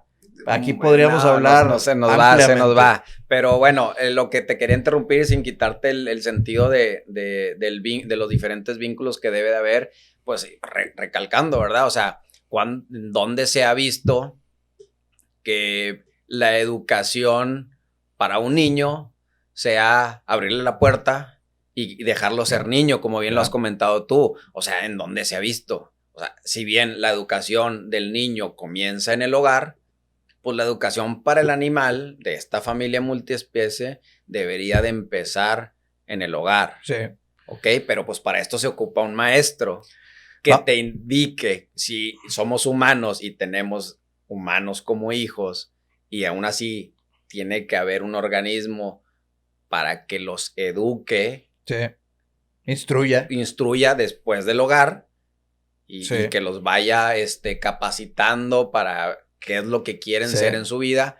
Pues es lo mismo para el animal. Nada más que para el animal tienes que primero entender qué animal es. Claro, todo lo que hemos hablado. Para podérselo dar. Imagínense un humano, un niño que tiene aptitudes deportivas. Tú fuiste futbolista. Imagínate que un niño que tiene aptitudes para el fútbol o otro deporte, el básquetbol, el voleibol. Entonces yo tomo a mi hijo y lo llevo al parque y le doy una pelota. ¿Cuándo ese niño va a desarrollar habilidades si no le enseño las reglas del juego y le enseño a jugar en ese marco de reglas? Nunca. Nunca va a desarrollar habilidades en el deporte. Y lo que el deporte hace en el desarrollo humano es incuestionable. Lo mismo que hace en el desarrollo humano las artes. Un niño que tiene habilidades musicales, un oído musical, y no lo llevas a que tome clases y a que entienda el lenguaje de la música, ¿cuándo va a poder desarrollar esa parte? Esa parte de su cerebro, esas habilidades nunca las va a poder desarrollar. Le va a estar pegando todo el tiempo al piano y haciendo ruidos, o va a estar haciendo por lo que medio entiende, pero no va a poder tener el desarrollo completo que tendría primeramente entendiendo el lenguaje musical. Ahora pensemos en el pensamiento analítico, matemático, lógico matemático. O sea, que una persona no sepa básicamente hacer cálculos aritméticos, pues imagínate lo truncado que vas a estar en la vida. Y no solo eso, la limitación cognitiva que vas a tener al no tener un desarrollo lógico matemático en tu cabeza. Básico, fundamental. Bueno, la privación de estas tres áreas en el humano equivale, y el decir, pues haz las cuentas como sean. Si tú dices que 1 más 1 son 10, mijito, está bien. Y si tú dices que eso es música, te lo aplaudimos todos. Nos hacemos tarugos y nos paramos a aplaudirte. Y si tú dices que eso es fútbol, pues vamos a ver cómo juegas contra los que sí saben jugar fútbol. Obviamente nadie haría esto. Claro. Nadie haría esta locura. Es más, sería penado, ¿no? Habría quien diría, le están haciendo un daño tremendo a este niño. Vamos a avisarle a la autoridad. Claro. Pues eso sí pasa con los perros. O sea, nadie realmente se pone a decir de que lo estoy privando, cuando yo lo estoy dejando hacer lo que quiere. A un border collie, por ejemplo. Han llegado conmigo cualquier cantidad de border collies porque salió en una publicación, en un libro, que es el perro más inteligente del mundo. Pues sí, yo el otro día le decía en Guadalajara a unos alumnos que tienen poco conmigo, que tienen un perro que es un crack. Es un crack la perra. Y yo les decía, ¿de qué te sirve tener un perro que puede aprender 300 palabras si tú no puedes hacer que te obedezca? O vamos a decir, olvídense de obedecer, porque ahora hasta me va a obedecer, ¿no? Sí, ¿por qué te voy a obedecer si tú eres el... Vamos a pensar, que un perro que tenga respuestas precisas ante una instrucción muy, muy precisa. Una respuesta precisa es, aprieto aquí, sale una gotita de agua, me la tomo. Ahora, vamos a incluir una instrucción. toma agua, aprieto aquí, cuando dicen toma agua, sale la gotita y me la tomo. ¿De qué te sirve que el perro pueda hacer eso? Si no lo estás poniendo realmente a utilizar esa inteligencia. Ese perro, yo les dije, en una semana déjamelo, te lo prometo que lo enseño a abrir el refrigerador y traerte el agua. De ese nivel. O sea, yo le digo, en una sesión, tráeme el agua, y va y me trae el agua. ¿Ves? Le dije, ve la diferencia. Todos estos perros que están aquí se van a tardar 1 año en hacer esto, o 6 meses en hacer esto. ¿Eso qué te hace? Te pone una responsabilidad enorme. Si yo llevo a mi hijo a las clases de canto y me dice el profesor, oiga, su hijo tiene una habilidad extraordinaria, ningún otro niño ha cantado así, ni adulto, ¿qué tengo que hacer yo? Seguir en las clases de canto todo el tiempo, ayudándolo a desarrollar su habilidad. ¿Sí me explico? Claro, no, a mí sí me cae el 20, obviamente, como en todo lo que he venido haciendo hoy en día en la industria. El problema es cómo hacer que le caiga el 20 a todas esas personas que están allá afuera. Es un tema ¿verdad? Cultural enorme, Alex. Digo, me queda claro, la industria tiene así formalmente una corriente sumamente fuerte de todo lo que no debe de ser y todo lo que está haciendo mal en los animales, enfermándolos. ¿Cómo se llama? Humanos obviamente inexpertos, que no tienen ni las bases más básicas sí. Para entender de qué animal tienen a cargo. Sí. Ese realmente es el objetivo de estas cosas, estas pláticas, sí. y tratar de generar digamos ese debate que, como bien dices, pues nadie se ha atrevido a discutir contigo. Lo he hecho yo 2 o 3 veces. Y tampoco se han atrevido a sentarse a platicar. Entonces, eso no quiere decir que nosotros queramos hacer leña de ser la contra de lo que ya claro. Existe, ¿no? Y que cualquiera te lo puede decir. Realmente es complicado en el género encontrar a alguien que te diga la verdad. Es parte de la malinformación. En esta parte del mundo. Me queda claro en esta parte del mundo. Si nosotros revisamos lo que se hace lo voy a decir, en Alemania, en Noruega, en Suecia, en Finlandia, claro, han ganado terreno los buenistas, pero hay lugares en donde esto, por ejemplo, en Alemania, sigue habiendo una cultura enorme hacia el perro, una gran cultura de bienestar hacia el perro. En Suecia lo mismo. Entonces tú ves a la gente realmente dedicándose, tengo un perro de raza de trabajo. Mi responsabilidad es ir al club. Oye, yo tengo 70 años, yo le decía a mi mamá, cuando veía a las señoras en Alemania, en Berlín, llevando los perros, los Rottweilers y los pastores alemanes al club a entrenar deporte canino, trifásico, de rastreo, obediencia y protección, como el Schutzhund. Yo le decía, señoras de 70 años trayendo sus Rottweilers con toda la conciencia de la necesidad que tiene el perro de aprender a usar sus instintos en un marco de reglas que le provean bienestar y beneficios de salud mental y emocional, entre otras cosas. Entonces hay lugares en donde se trata a los perros diferente, pero no es no es Latinoamérica y no es Estados Unidos. Bueno, pues Sudamérica, has convivido y creo que allá va para allá poco a poco, hay mucho mayor, creo que tienen mayor recepción de todo lo que se dice, son más receptivos. Sí. Evidentemente con las personas que yo he platicado de este tema del bienestar, un poquito del lado de lo que nosotros hacemos, que es el tema de la alimentación, y platicándoles el proyecto y cómo me ha llevado una cosa a la otra, el tema ahora del hospital que lleva ese sentir de entender primero al animal para saber de dónde viene el problema. Sí. La verdad es que me he topado con pocos que toman en cuenta todo esto que venimos hablando y todo esto es con una sola finalidad, la mejor resolución para el caso en específico que se vea en el momento, ¿no? Entonces, con quien le ha platicado todo esto, pocos, bueno, todos me han dicho que pues estamos fuera de momento, Una de las cosas es que me han dicho que estamos fuera de momento. Evidentemente sí estamos fuera de momento porque la sociedad no está preparada porque no hay información como la que platicamos.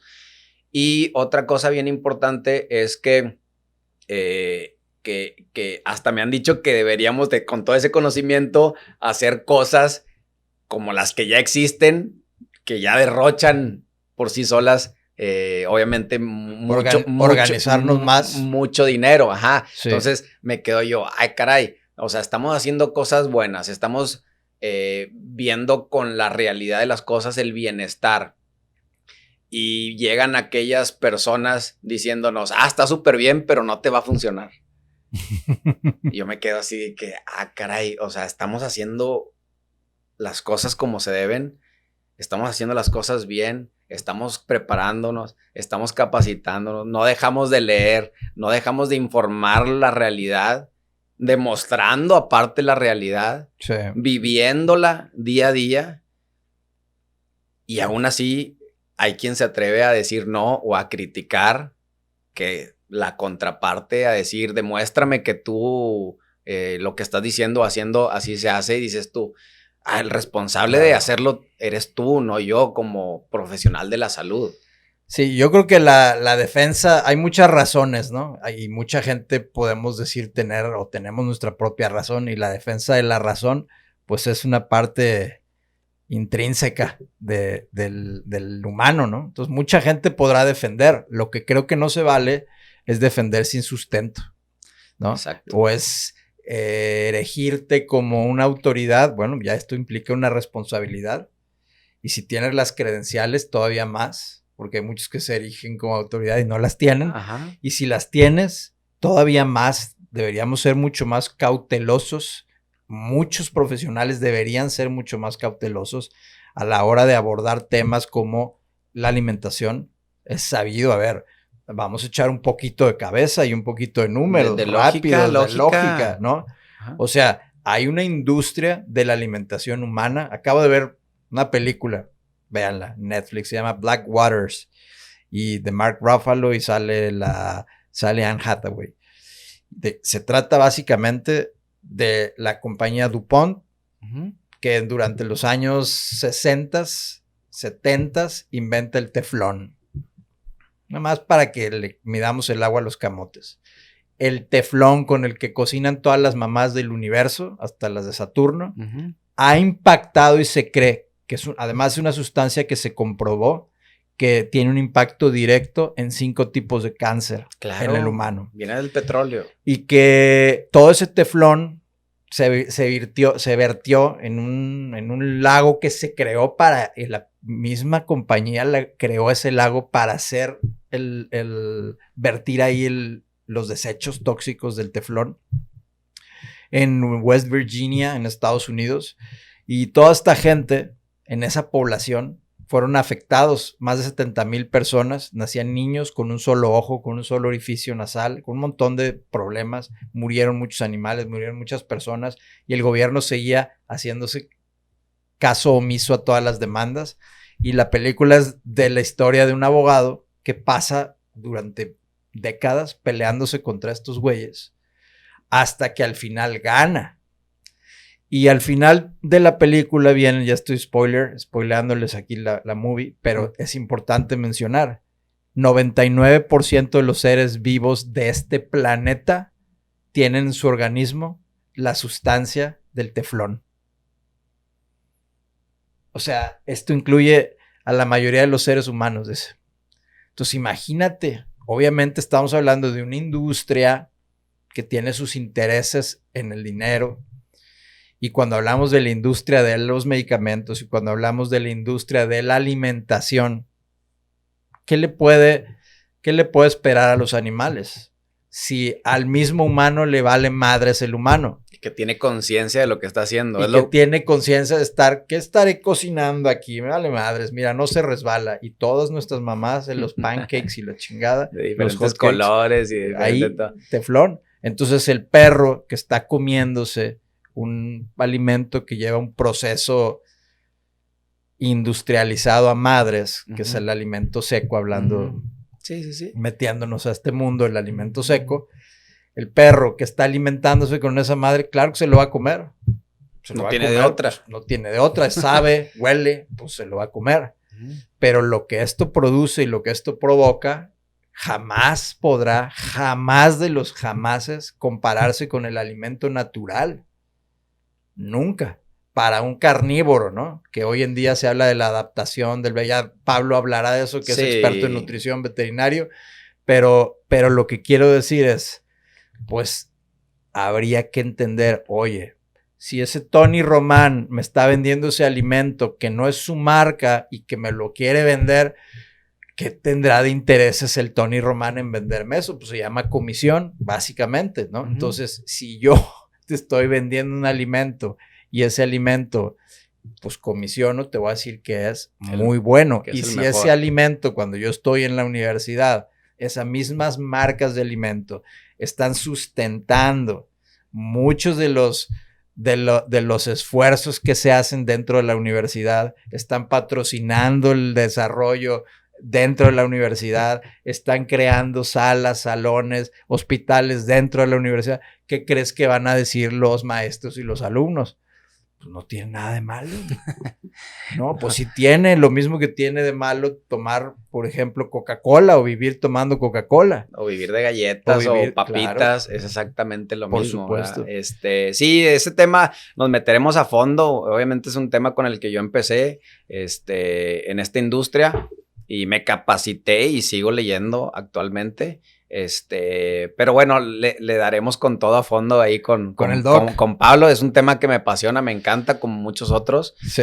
Pero sí, es totalmente ilógico creer que el doctor que se egresa de la industria, donde bien dices que la industria de esto multimillonaria, de la industrialización de un alimento seco, ilógico para una especie animal que sí. También nos ¿cómo se llama? Nos abraza también a nosotros, porque es sí. Ilógico vivir de Bimbo, por así decirlo, pues es una tontería. De una barrita energética saludable que crea Bimbo, es una tontería creer 20 mil millones de dólares es el tamaño de la industria. Entonces, 20 mil billones de dólares. Exacto. Billones. Entonces es ilógico creer que yo pueda sobrevivir o prosperar con ese alimento ultraprocesado. Entonces, claro. Digo, también siendo claros y concisos también con la información que damos, toda la industria de alimento seco para perros y gatos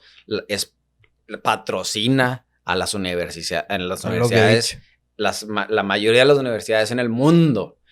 Curiosamente, ninguna universidad del mundo tiene como materia alimentación canina y felina.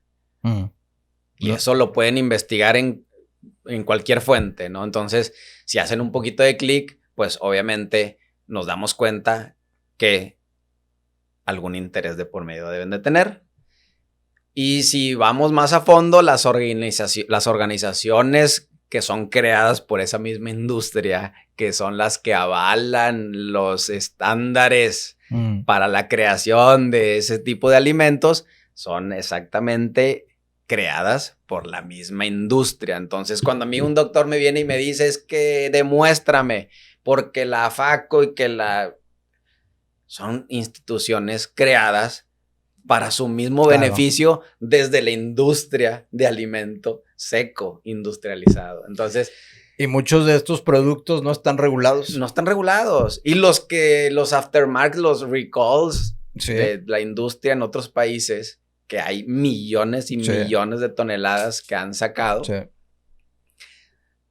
terminan a la venta en México y sus derivados. Entonces, cuando nos ponen esto porque nos metimos un poquito al tema alimentación, pero cuando expone la gente que no sabe y demuéstrame, yo no tengo la necesidad de mostrar, yo estoy compartiendo el bienestar. ¿Cómo me vienes a cuestionar cuando yo estoy tratando de hacer algo bueno para el animal?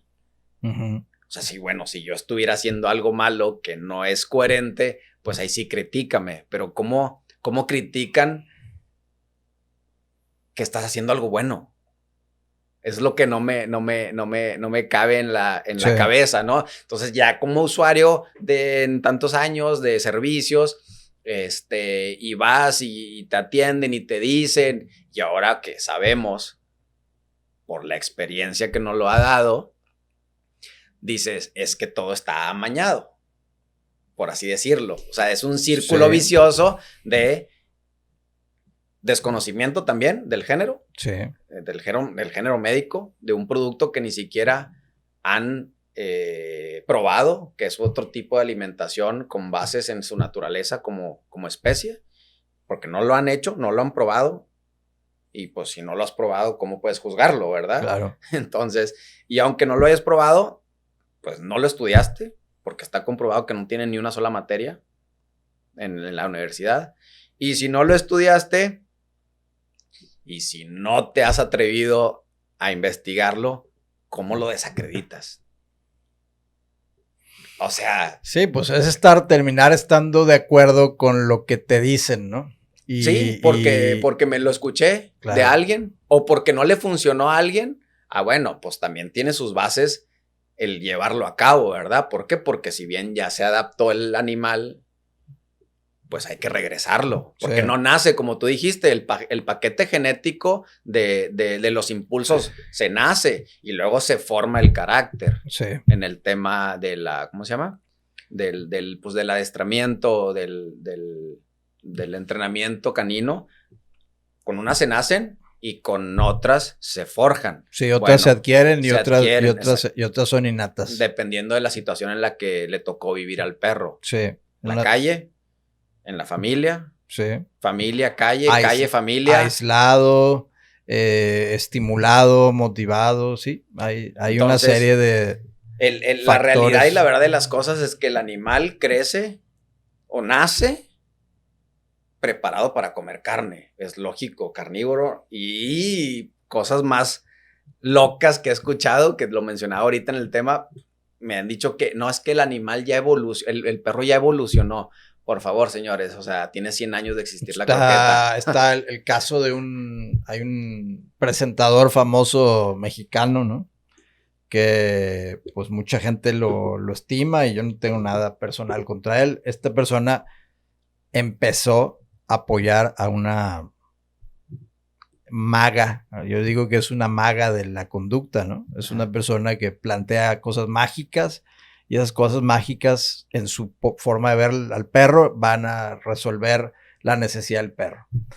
Bueno, este presentador mexicano que vive en Estados Unidos, él es vegano. Okay. Y comenzó a darle alimento vegano a su perro, un perro que rescató. Okay. Y un día súbitamente se murió el perro. Muy buena historia, ya me hizo clic cuál historia es. Entonces el perro se murió súbitamente. Y entonces él lloraba y se preguntaba qué será, ¿no? ¿Qué será lo que le haya pasado? Pues, amigo, ¿cómo que qué será? Tienes un carnívoro alimentado con proteína vegetal. ¿Dónde está? Básicamente, pues tendrías que empezar por eso. ¿Cómo obtenía tu perro los nutrientes? Sí, bueno, ya meterte esos temas, sí, es ilógico tratar de trasladar o ir contra la naturaleza, ¿verdad? Digo, entendiendo que ellos son carnívoros y que hay omnívoros y que hay herbívoros, insectívoros, ¿cómo salirnos de esas divisiones por naturaleza? O sea, yo no puedo cambiarme, sí me puedo adaptar de cierta manera y tengo la capacidad como omnívoro de procesar vegetales animal, sí. O sea, proteína animal, verduras y frutas. Sí. ¿Cómo hacer que suceda esto en un carnívoro?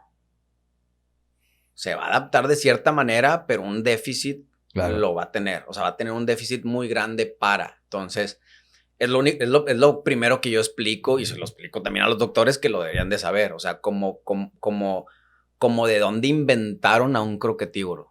O sea, no existe como tal en la naturaleza. Sí. Y cuando lo expongo de esa manera, vienen todas estas tonterías de, no, es que se adaptaron. Ah, no, sí se adaptaron a fuerza porque somos los responsables de hacerlo. Sí. Y no le dimos otra opción. Sí, La sí. opción lo tienen los de la calle. Ah, claro. Que muchas de las veces están 1000 veces más sanos. Sí. Pero no, pobrecito, sácalo de su hábitat. Hablo de hábitat, su calle, y La que calle. es un tema muy importante, el tema del Sí. rescate o secuestro. O sea, si estás viendo un perro que ya es su hábitat, la calle, y que está totalmente adaptado para Sí. vivir y alimentarse, ¿por qué lo quitas de ahí? O sea, es como agarrar un oso de Chipinque. Es lo mismo. Habría que... Es un tema complejo porque habría que entender... Muchas veces la gente cuando observa al perro mestizo o al perro callejero o rescatado de la calle, se le observa nuevamente desde una óptica bastante limitada y bastante subjetiva. O sea, normalmente se le considera un animal que tiene la necesidad de ser ayudado. En algunos casos sí, y en otros casos no. Y vamos a definir un poco estos casos. Claro. He escuchado por ahí a la gente referirse a los perros mestizos como perros de raza única. Esto no es así. Los perros mestizos no existirían. Los perros, el mestizaje callejero, vamos a llamarlo así, no existiría si no fuera por la irresponsabilidad de los tenedores de perros de raza pura. Es decir, una persona tiene un perro de raza pura o un mestizo de algunas razas o de un par de razas, 50% una, 50% la otra, y lo deja salir a la calle a llevar a cabo su ciclo de vida. Si la perra está en celo o si es un macho entero y se encuentra una perra fuera en celo, va a reproducir con ella. Y esa perra va a buscar un lugar en donde puedan nacer de forma segura esos cachorros y subsistir. Si esos cachorros, esa madre, tiene una carga genética, hablando en términos de crianza selectiva, la genética, podríamos dividirla, la genética de un perro, en 3 áreas. Una es la que contiene y no ves, el genotipo. Otra es la que es parte de él y puedes ver el fenotipo, la apariencia. Y otra cosa es la que transmite, ese factor de transferencia que tiene genético. Entonces tú puedes tener perras en términos de crianza selectiva que tienen un tipo, una apariencia, que tienen un carácter y que eventualmente son muy buenas para transmitir la genética del macho con el que reproducen. O perras que transmiten su genética sin importar con quién están reproduciendo de una manera mucho más dominante que otras que transmiten a lo mejor un poco más de uno, un poco más de otro, o a veces son perras que realmente logran hacer en términos de crianza selectiva, una coincidencia o consanguineidad. No me voy a meter en esos rollos que a veces son complicados de entender sin un pizarrón, ¿no? Porque hay muchas cosas que se tendrían que estar planteando ahí para que la gente pudiera visualizar más. Bueno, en términos de los perros de la calle, nosotros hemos hecho estudios de ADN a perros que trabajamos con ellos, perros que ya tienen una familia, que han sido adoptados, que son perros mestizos. Y más allá de que tengamos un perro de raza única, como dicen, pues hemos encontrado que hay entre 9, 10 y hasta 15 razas, por porcentaje de razas, hablando de porcentaje genético, en cada perro. Esto no es algo mágico, ni es una ocurrencia, y luego me dicen, ¿dónde lo haces? La empresa se llama Embark, está en Boston, tú pides el kit, tomas la muestra, lo mandas, y ellos te mandan un estudio muy completo donde te dicen el porcentaje que hay genético de cada raza. Bueno, hay algunos casos en donde el 50% es de un perro de raza pura. Te puedes encontrar 50% pitbull. Y luego te puedes encontrar una serie de porcentajes entre los cuales se encuentra los perros que ellos denominan ya inexistentes, ya no sabemos qué es.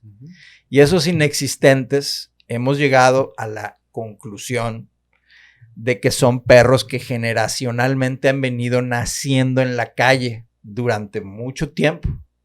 Durante muchas décadas han venido adaptándose a la vida en la calle. Estos perros callejeros tienen una influencia, llegan a tener una influencia genética muy fuerte en perros incluso que tienen más del 50% de raza pura en su sangre o de razas puras en su sangre. Y esta influencia los lleva a tener una defensa muy alta en varios sentidos. Una defensa ante agentes patógenos. Son perros que generalmente no necesitan vacunarse ni desparasitarse. Y pues se crían ahí en el lodo, en el basurero, atrás de los matorrales, en una construcción, en una zona urbana o en las afueras de una zona urbana. Y estos cachorros, los que no pueden sobrevivir, pum, se mueren y se acabó. La misma naturaleza los seleccionó o los desechó. Seleccionó a los que sí pueden sobrevivir. Esos cachorros que sí pueden sobrevivir vienen con un paquete natural adaptado, fuertísimo claro, contra todos estos agentes patógenos, que si el parvovirus se lo pasan por el arco del triunfo, que si el moquillo se lo pasan, que si la bordetela, que si todos estos se los pasan por el arco del triunfo. Y después traen otra carga de defensas altas. ¿Contra qué? Contra enemigos. ¿Qué tipo de enemigos? Bueno, pues otros perros. Los animales, a diferencia de lo que la gente hace, toda esta idea de la socialización en donde forzamos a los perros a la de a huevo a estar juntos ellos en un parque de perros porque lo digo yo que quiero que tengas amiguitos. En la naturaleza eso no existe, sino que los perros callejeros o van a buscar la agrupación con otros con los que puedan consolidar un grupo que les permita sobrevivir juntos, o van a buscar la soledad. Y en esa soledad van a estar evitando el conflicto con animales más fuertes o más competitivos. Entonces estos perros callejeros van a comenzar a desarrollarse evitando el contacto con perros que puedan representarles una competencia o una amenaza. Y también con los humanos. Principalmente van a buscar evitar la confrontación con el ser humano, que es el enemigo público número 1 de la naturaleza. Y cuando el perro lleva generacionalmente naciendo mucho tiempo y adaptándose a vivir sin el humano en la calle, sí alimentándose de una manera secundaria de nuestra basura principalmente, pero el perro que come basura sabe y ha aprendido y se ha adaptado que el humano va a salir a aventarle un... No, y escoge qué es lo que le hace bien. Claro, va a escoger lo que le hace bien. Y va a tener la capacidad de también, lidiar con eso. De lidiar con todo, incluso con alimentos putrefactos, etcétera, ¿no? Entonces, este tipo de perros que tienen este nivel de defensa, hablando ya metiéndome al tema de impulsos de agresión por defensa o evitación, son animales que tienen esta carga genética y que pueden desarrollarla altamente. Incluso hablando yo con biólogos, tengo un programa ahí en mi podcast donde hemos hablado de perros ferales y hemos hablado de perros semiferales y hemos hablado de perros callejeros. Y con un especialista en perros ferales, hay muy pocos. Y platicábamos, ¿no? Como hay una etapa adaptativa, incluso el perro de la calle. Esta etapa adaptativa faculta al perro de ciertas habilidades adquiridas en una etapa muy temprana de socialización con el humano o no. ¿De dónde? En mi experiencia, que a veces el otro día platicaba con alguien que me la hacía de pedo en internet, ¿no? Una doctora. Y entonces yo le dije, ¿cuántos? Con todo respeto, doctora, ¿cuántos? Me dices que no has de tener experiencia. Le digo, mira, doctora, en un día, yo tengo grupos internacionales. Hoy, por ejemplo, hoy que estoy aquí tomándome toda la mañana, voy a atender 100 perros.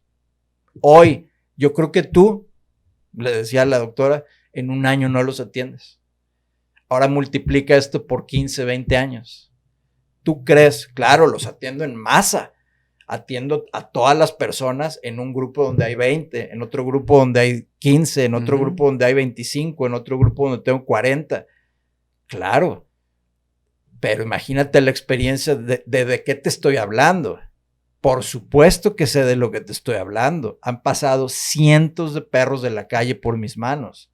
Y todos esos perros cuyo origen está en la calle, todos, absolutamente todos, han desarrollado agresión por defensa o evitación hacia los seres humanos y otros animales. Está en su naturaleza adaptativa.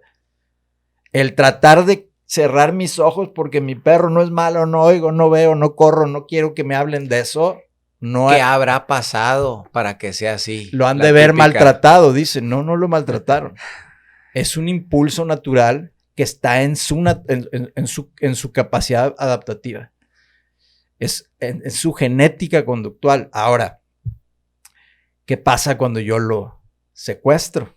Lo veo pasando, el tipo iba fumándose su cigarro, era el rey de la calle y le cayeron los benefactores, ¿no? Y se lo llevan. Le truncaron la vida. Totalmente. Entonces, ese animal ahora tiene que adaptarse y aprender a cómo le voy a hacer con esto. ¿Qué es esto? ¿Cómo voy a lidiar y aprender a llevar una vida en los términos que estas personas me plantean? Pues no pueden.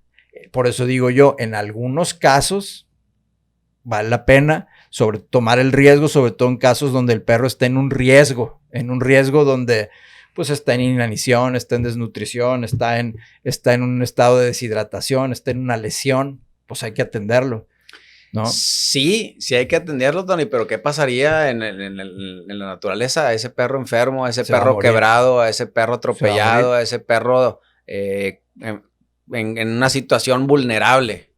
Sí, lo que sucede es que esta es una especie, pues que no es una especie natural, ¿no?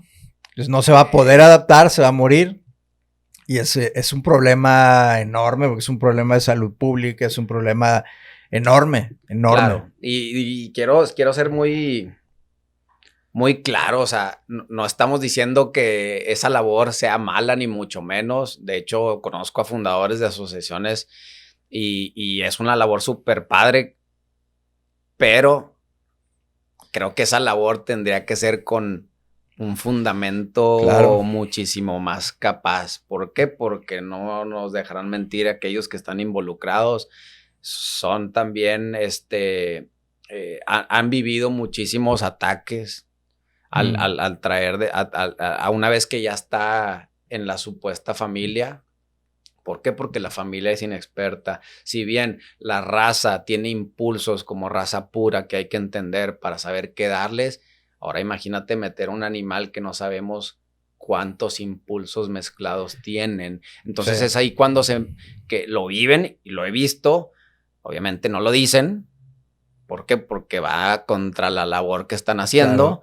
Pero lo que tratamos de tocar con este punto es que esas asociaciones deberían de hacer más énfasis en esa capacitación, esa investigación, en esa propagación de la buena información. Así para poder lidiar con lo que hacen. Claro. Y para estar seguros de que la familia a la que están metiendo a ese animal, que nada más están buscando que puedan soportar económicamente sus necesidades y nada más están buscando que tengan un buen espacio y una buena calidad de vida socialmente o económicamente hablando, pues es nada lo que están buscando ellos. ¿Por qué? Porque tiene que ver toda esta información y toda esta cultura para ser responsables ¿cómo se llama? De esa función que están logrando, que es agarrar un animal que no tienen conocimiento de qué vivió el animal, que no saben qué razas mezcladas tienen y que aparte son responsables de dárselo a una familia que tiene nula capacitación para lidiar. Y aquí tendríamos que primeramente, como asociaciones, organizaciones de rescate canino, tendrían que entender realmente cuáles son las necesidades de bienestar, empezando por las emocionales del perro mentales en muchas formas cognitivas, de uso de impulsos, en fin, ¿no? Entonces tendrían que empezar por aprender esto. Lo básico, Así que es. la necesidad no es vestirlo. Y no es decir, cuando estoy dando en adopción un perro de estos, es un perro muy bueno, muy agradecido. Todas estas sentimientos que hace el humano al animal que no reconoce el sentimiento. Condiciones alienables exclusivamente al ser humano. Claro, la interpretación, aquí muchos podrían pensar por desconocimiento también. Uh-huh. Y no hay peor desconocimiento que el que cree que sabe algo que en realidad no sabe, ¿no? Entonces mucha gente que defiende y se pone y se para a discutir cuando le explicas, no, espérame. Tú estás hablando de una interpretación tuya. Hoy la ciencia no ha demostrado que el perro es agradecido. Perdóname, me duele en el alma decírtelo. Yo sé que tampoco existe Santa Claus. Tápense los oídos, niños, pero no se ha demostrado. Lo que el perro tiene por emociones no son nuestros sentimientos. Las emociones que coinciden con las nuestras son la tristeza, son la ira, son la alegría. No son estas cosas. Son emociones primarias que no pasan, que además son emociones del momento. A diferencia de los sentimientos humanos que permanecen por mucho tiempo, ¿no? Sí, bueno, pues pues sí, para entender ese tema que no razona el animal, es el sentimiento genera cuando a esa emoción le das razón. Hay un razonamiento animal. Ajá. Que es diferente al razonamiento humano. Uh-huh. Entonces, el razonamiento animal corresponde a una serie de factores distintos a los fundamentos del razonamiento humano. Es totalmente distinto. El análisis que tiene el animal de una situación y la resolución emocional y cognitiva que tiene orígenes diferentes. Se conoce como razonamiento, pero es distinto al razonamiento de un humano. Perfecto. Bueno, pues esperemos hacer otro capítulo. Hay muchísimas cosas que decir con la verdad, claras y directas, sin pelos en la lengua, que es la idea de este tema. Obviamente invitar a quien quiera exponer sus puntos de buena manera, que quiera hacer, digamos, equipo.